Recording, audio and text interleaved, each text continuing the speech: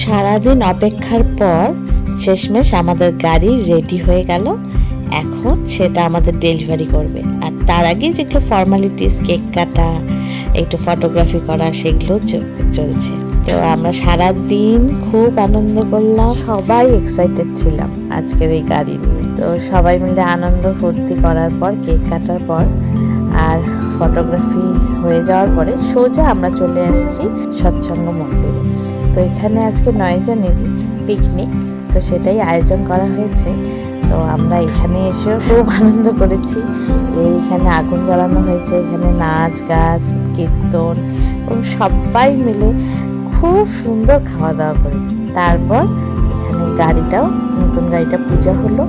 পূজা হয়ে যাওয়ার পরে খাওয়া দাওয়া করে আমরা আবার সবাই বাড়ি চলে আসি। আজকের জন্য এইটুকুই। আবার দেখা হবে তোমাদের সাথে নেক্সট ভিডিওতে। ততক্ষণের জন্য টাটা।